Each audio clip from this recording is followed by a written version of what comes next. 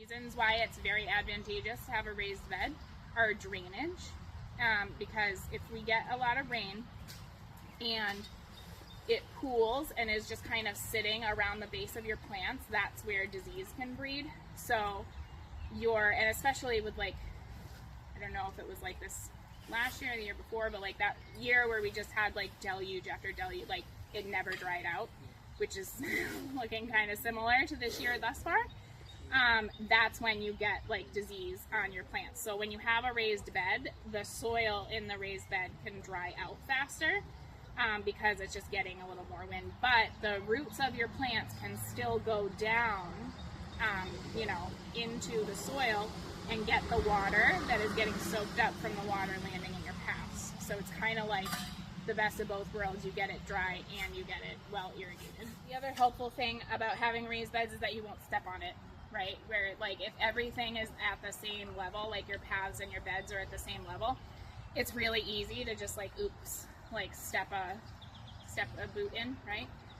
So if you have it kind of distinct like this, then it's a lot easier to not step in your beds and compact your nice fluffy soil.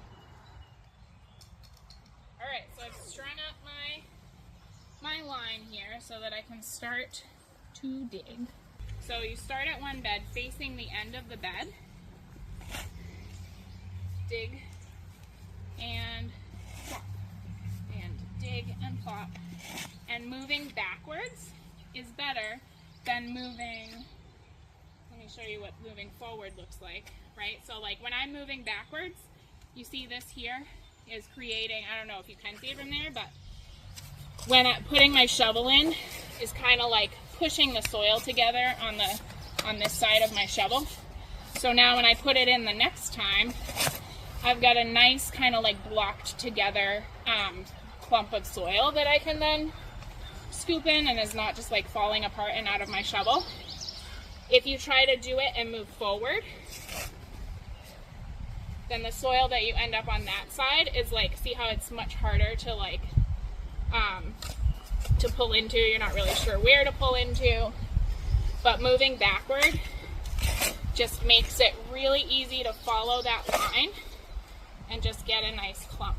So I've dug this path now 2 shovel width, right? So this is my original path, and then I just dug another exact shovel width on the other side, which just so happens to make a perfect width for you to rake the middle flat also with your rake. So you would just kind of, when you're done digging, go through like that and rake it nice and flat so you're not tripping. I've like flipped the dirt from this side of the path onto this bed, and I've flipped the dirt from this side of the bed, of the path onto this bed.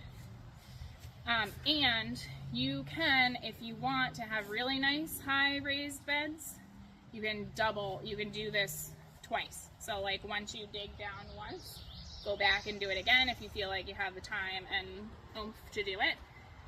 But otherwise, like one time also works just fine. You can see how it's kind of like created a raised bed. Once you've like sort of thrown all your clumps on here, right, you don't want to plant into this. And there's just a little bit of a technique to like making it a nice flat surface. So for this, to break up the clods, I just go like this. Sometimes if it's really big and gnarly, then you can use the teeth. But otherwise, I just kind of like push it to break up anything that's like a clod. And then rake up a little bit. Definitely harder when it's wet. And then you just rake it flat.